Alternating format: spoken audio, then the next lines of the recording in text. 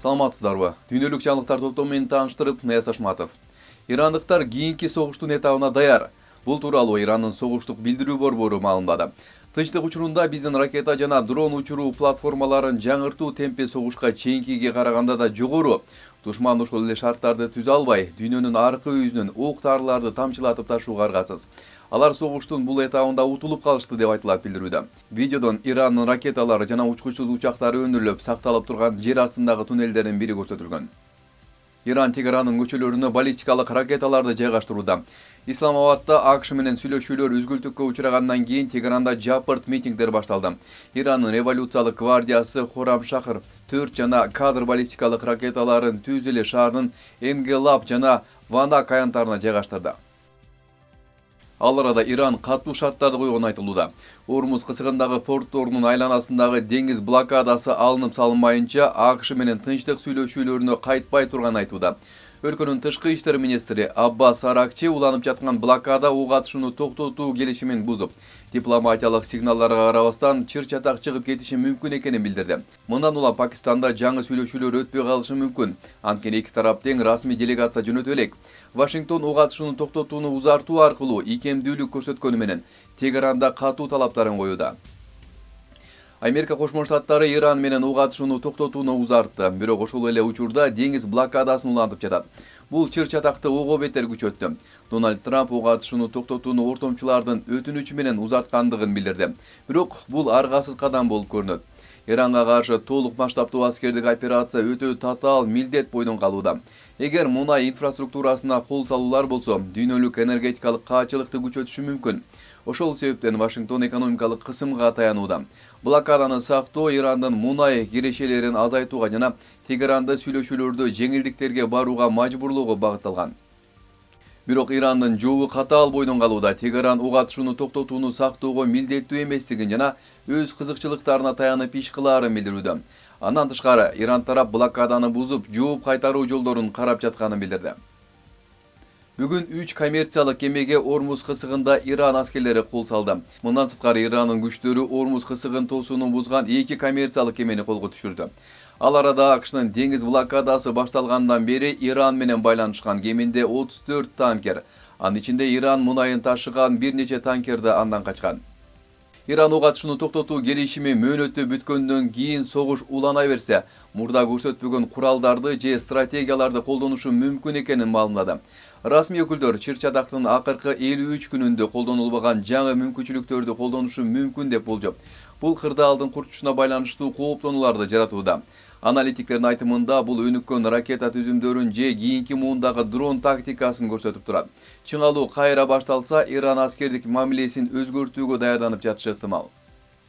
Америка Кошмо Штаттарынын аскерлери Иран менен болгон 7 жумалык согуш учурунда так башкарылуучу ракета запастарынын кеминде 45%-ын сарптаганын стратегиялык жана эл аралык изилдөөлөр борбору жарыялаган. Бул эсептөө Пентагондун жашыруун ички маалыматтары менен байланыштуу. Тактап айтканда, баллистикалык ракеталарды атып түшүрүү үчүн иштелип чыккан СААТ ракеталардын жарымынан көбү жана Патриот абадан коргонуу түзүмдөрүнүн болжол менен 50% сарпталган. Пентагон өндүрүштү күчөтүү боюнча келишимдерге кол койгон. Бирок аналитиктер өндүрүш кубаттуулугу жогорулаган күндө да запастарды 3-5 жылдын ичинде толуктоо мүмкүн эместигин эскертишет. Европа биримдиги курал-жарак өндүрүү боюнча Орусиядан ашып түшүү үчүн коргонуу чыгымдарын көбөйтүүнү пландап жатат. Европа комиссиясы 2035 жылга чейин коргонуу жана космос программаларына кеминде 131 миллиард евро бөлүүнү пландап жатат. Максат курал-жарак өндүрүшүн көбөйтүү жана Орусия менен болгон айырмачылыкты азайтуу.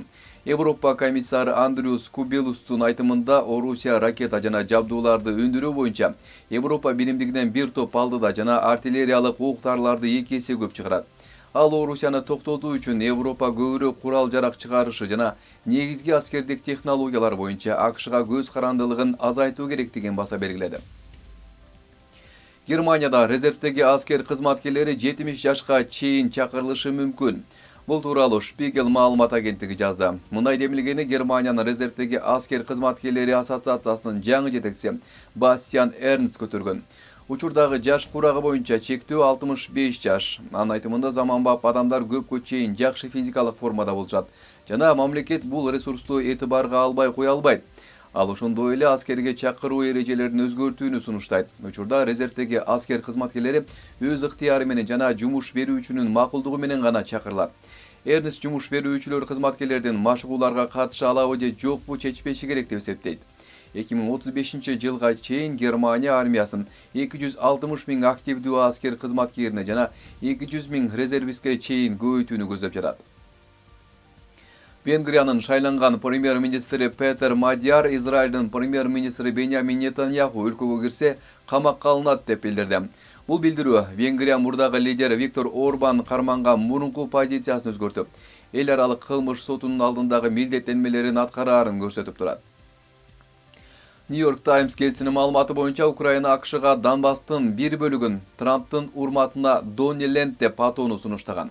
Украиналык делегаттар ал тургай ChatGPT'ни колдонуп Донни Ленд үчүн жашыл жана алтын түстөгү желекти жана мамлекеттик гимнди жаратышкан. Лондон метросундагы поезд тармагындагы иш таштоо кызмат көрсөтүүлөрдү үзгүлтүүгө учраткандыктан жумушчулар 22 апрелде жөө, велосипед жана автобус менен Британиянын борборуна агылып келишкен. Темир жол, деңиз жана транспорт профсоюзунун мүчөлөрү 21 апрелде түштөн баштап Лондон транспортунун жумушчу жуманы 4 күнгө кыскартуу планына каршы 24 саатка иш ташташкан. Алар 23 апрелде түштөн баштап кайрадан 24 саатка иш ташташат. Бул жуманын калган бөлүгүндө кызмат көрсөтүүлөрдүн үзгүлтүүгө учрашына алып келет. Санкт-Петербургда унаа каналга кулап кеткен учур видео көзөмөл камерасына түшүп калган. Каналга түшүп кеткенге чейин унаа жол чырактын четинде турган жөө жүргүнчүнү сүзүп кеткен. Ал жаракат алып ооруканага жеткирилген. Унаанын айдоочусу унаа айдап бара жатып эсин жоготкону айтылууда. Эң чоң айсберг A23A дээрлик толугу менен талкыланды. Дүйнөдөгү эң чоң айсбергтердин бири массанын болжол менен 90% жоготуп, дээрлик жок болуп кетти. Жакынкы убакка чейин ал Санкт-Петербургдан 2 эсе чоң болчу. Айсберг 1986-жылы Антарктида мөңгүсүнөн бөлүнүп чыгып, көпкө чейин жээкте туруп, 2023-жылы гана кыймылын уланткан. Ошол учурда анын аянты болжол менен 4170 чарчы чакырым болгон. Азыр ал 50 чарчы чакырымга жетпейт жана кичирейип баратат. Берүүбүздүн аягында иттин колдоочусу тасмасынын атаандашы пайда болду. Жапонияда күчүк биринчи жолу расмий түрдө полициянын ити болуп калды. Хаку аттуу күчүк биринчи аракетинде эле экзамендерден өтүп, немис овчаркаларын кошкондо 51 башка итти жолдо калтырды. Эми ал кылмышкерлерди жана дайынсыз жоголгондорду издейт. Сиздер бүгүнкү күнгө алынган эл аралык жаңылыктар топтому менен тааныша алыңыздар. Саламатта алыңыздар.